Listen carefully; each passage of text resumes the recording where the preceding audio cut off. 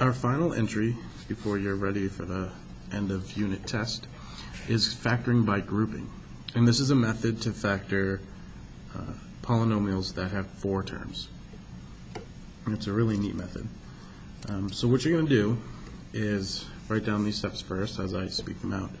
First, we're going to split the 4 terms into 2 groups, right? 2 binomials. And then from each of those binomials, we're going to factor out the greatest common factor. And then we're going to write those 2 new binomials.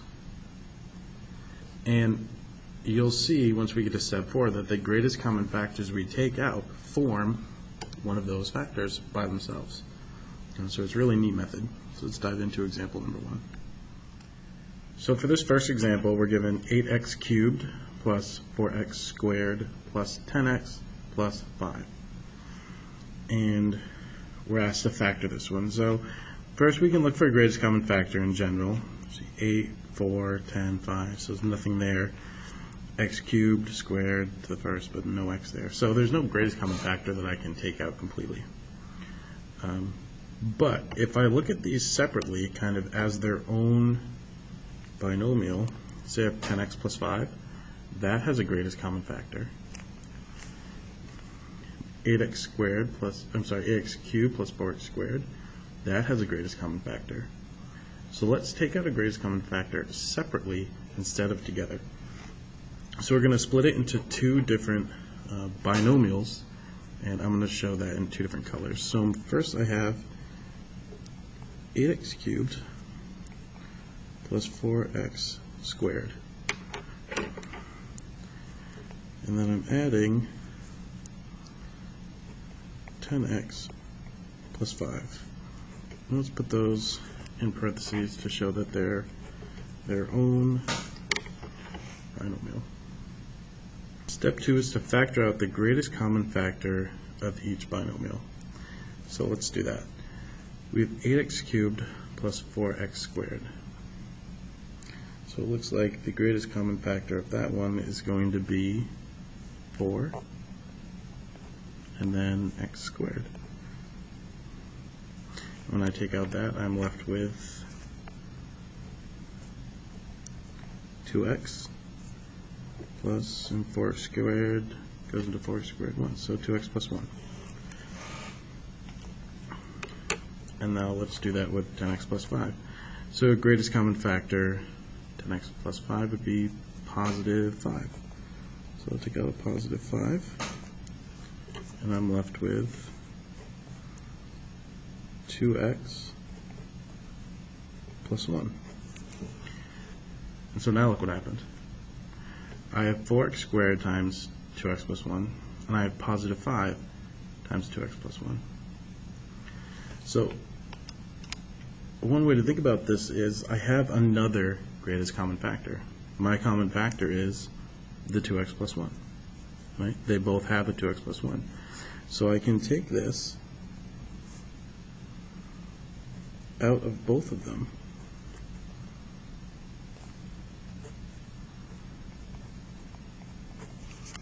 And what I have left is 4x squared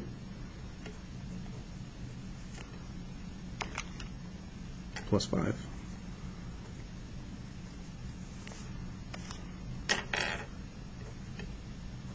So that's how you factor by grouping. You first group them into 2 binomials. You take out a greatest common factor of each one. Okay. And that greatest common factor becomes its own factor of your final answer. So let's try example 2.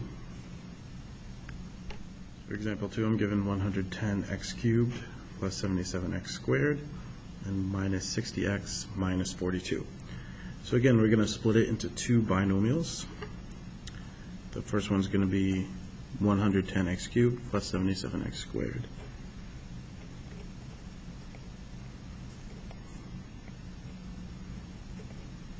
That'll go in parentheses. Then we're going to add our next binomial,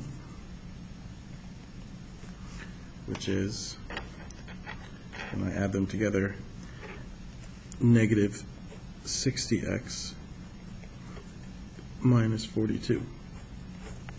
Now notice how I kept the sign here, negative, negative, right? Negative, negative. I want to separate this by addition, and you'll see why in a little bit, okay? Because when I take out the greatest common factor, I need them to be the same. I can't just make parentheses like this, okay? Because this becomes minus 60x, and if this has parentheses on it, minus negative 42, which actually is plus 42. We don't have plus 42. So we can't put parentheses around it. We have to rewrite. Okay, so always rewrite. Don't just jump right into parentheses. So let's take a look. Greatest common factor between 110x cubed and 77x squared. So I notice I have 1, so 11, 77. Right, so I know 11 goes in there. So 11 and then x squared.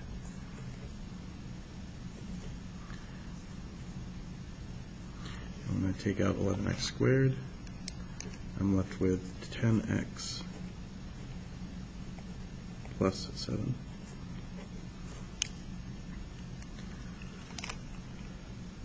And now I want to take out the greatest common factor of my second binomial. So the goal here is to get my result after I take out the greatest common factor to be 10x plus 7. That way I can factor by grouping. In order to do that, I wouldn't take out a positive 6, I take out a negative 6. So negative 6. That makes the inside negative 60 divided by negative 6 is positive 10x. Negative 42 divided by negative 6, positive 7. If I took out a positive 6, these would not be the same, and it wouldn't work. So just be aware of that. Okay. So they both have a factor of 10x plus 7.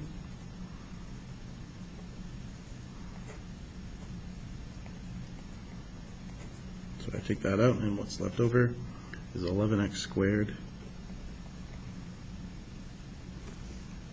minus 6.